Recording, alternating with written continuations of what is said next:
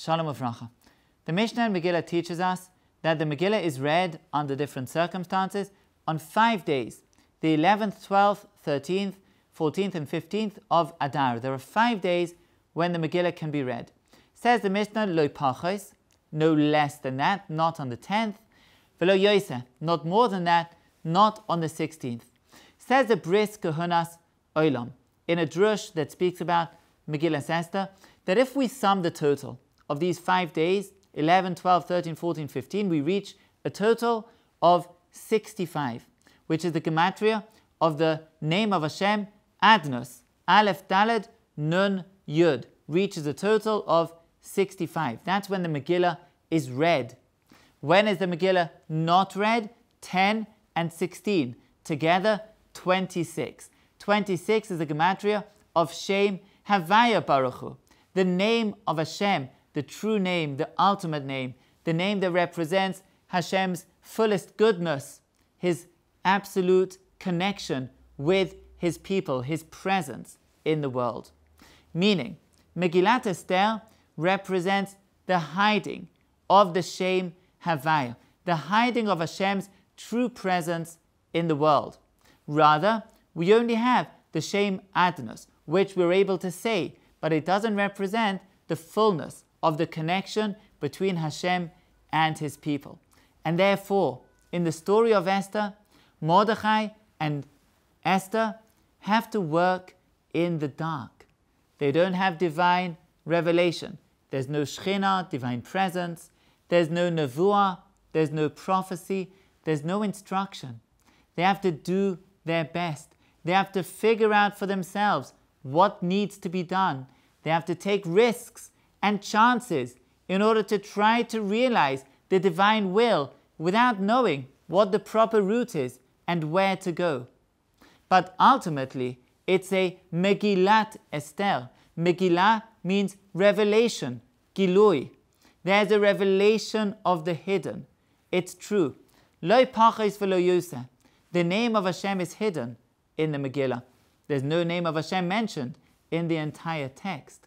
And nevertheless, when you read through the Megillah, when you understand behind the scenes what's going on, you appreciate that even in the darkness, Hashem is with us. The Havaya, that relationship, that depth, that profundity is always with us, even when we're in the dark, even when we don't know what to do. And that's the lesson of Megillat Esther. That's the lesson of Purim. The Gemara tells us that we juxtapose the Geula, the redemption of Purim, to the redemption of Pesach, of Passover. Why? Because the only way to get to the ultimate redemption of Pesach, the great divine light, the open miracles, the revelation of the Shekhinah, of the divine presence with the Jewish people, is to go through the darkness.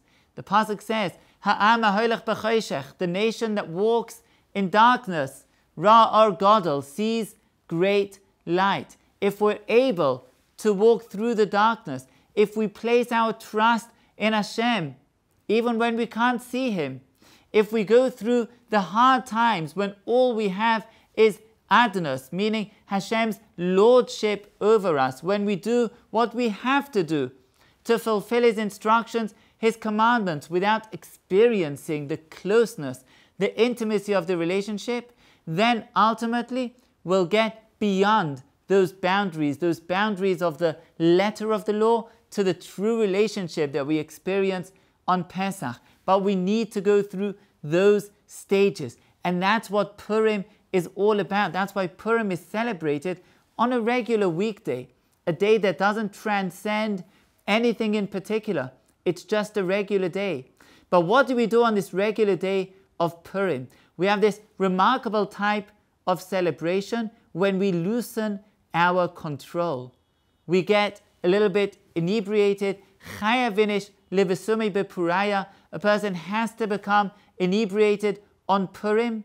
And what does that mean? We lose our control a little bit in order to reveal that behind the scenes there is control of the divine, that Hashem is still with us, even though we're in the dark, And specifically when we realize that we're in the dark and that we need to take the responsibility to partner Hashem in this trek, in this journey towards the final revelation. That's the true revelation of the day of Purim, a revelation of journey, a revelation of going towards the final redemption, a revelation that through the darkness, through this partnership, will ultimately reach the lo pachos v'lo yoseh, the not more and less, the Shem Havaya that's absent, but will ultimately be revealed through the partnership of Mordechai and Esther and ourselves with the Kodesh Baruch Hu operating behind the scenes.